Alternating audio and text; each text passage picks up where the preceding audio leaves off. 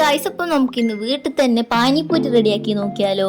അപ്പം ഈ ലൈറ്റിന് കുറച്ച് പ്രശ്നം ഉണ്ടാവും. കാരണം രാത്രിക്ക് എനിക്കിങ്ങനെ പാനിപ്പൂരി കഴിക്കാൻ ആഗ്രഹം വന്നേരം അമ്മേനോട് പറഞ്ഞേരം അമ്മ അങ്ങനെ ആക്കി തന്നെയാണ്. അപ്പം ലൈറ്റിന് കുറച്ച് പ്രശ്നം ഉണ്ടാവും. അതെല്ലാം ഒന്ന് അഡ്ജസ്റ്റ് ചെയ്യുക. ഫസ്റ്റ് തന്നെ നമ്മൾ ഉരുളക്കിഴങ്ങ് എടുത്തിട്ട് അതിലേക്ക് ഉപ്പും കൂടി ഇട്ടിട്ട് നമ്മളൊന്ന് പുഴുങ്ങിയെടുക്കുന്നുണ്ട്. അത് നല്ലോണം ഇങ്ങനെ വെന്ത് വന്നതിന് ശേഷം നമ്മളതിങ്ങനെ നല്ലോണം ഇങ്ങനെ സ്മാഷ് ചെയ്തെടുക്കുന്നുണ്ട്. അതിന് ശേഷം നമ്മൾ അതിലേക്ക് ഇങ്ങനെ കുഞ്ഞായിട്ട് അരിഞ്ഞ് ഉള്ളിയും പിന്നെ മല്ലിയിലയും കൂടി ഇട്ട് കൊടുക്കുന്നുണ്ട്. പക്ഷെ മല്ലിയിലേൻ്റെ വീഡിയോ എടുക്കാൻ മറന്നുപോയി, അതുകൊണ്ട് സോറി ഗൈസ്. അപ്പം നല്ലോണം മിക്സ് ചെയ്ത് കൊടുക്കുന്നുണ്ട്. അതിന് ശേഷം നമുക്കിങ്ങനെ പാക്കറ്റിൽ ഇതിൻ്റെ പാനിപ്പൂരി ആക്കുന്ന പൂരി മേടിക്കാൻ കിട്ടും. അപ്പം അത് നമ്മളൊന്ന് ഫ്രൈ ചെയ്തെടുക്കുന്നുണ്ട്. അത് വീട്ടിലാക്കാം, പക്ഷെ ചിലപ്പോൾ അത് ഫ്ലോപ്പായി പോവും. കാരണം അത് ചിലപ്പോൾ ഇങ്ങനെ റൗണ്ടായിട്ട് ഭയങ്കര ബോൾസ് ആയിട്ട് വരൂല. അപ്പം നമുക്കിങ്ങനെ പാക്കറ്റിൽ മേടിക്കുന്നത് നല്ലത്. അപ്പം ഇങ്ങനെ നല്ല വലിയ ബോളായിട്ട് കിട്ടും. അപ്പം അതിന് ശേഷം നമ്മൾ ഉണ്ടാക്കുന്നത് അതിന് പാനിപ്പൂരിക്ക് വേണ്ട പാനിയാണ്.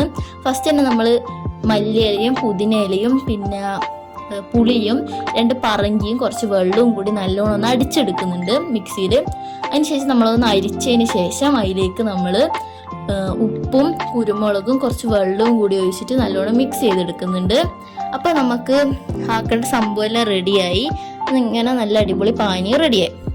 അതിന് ശേഷം നമ്മൾക്ക് കുറച്ച് മിക്സറും കൂടി ഉണ്ടെങ്കിൽ നല്ല അടിപൊളിയാവും. അത് വേണമെങ്കിൽ എടുത്താൽ മതി. പിന്നെ കുറച്ച് ഉള്ളിയും കൂടി കുഞ്ഞായിട്ട് മുറിച്ചെടുക്കുന്നുണ്ട്.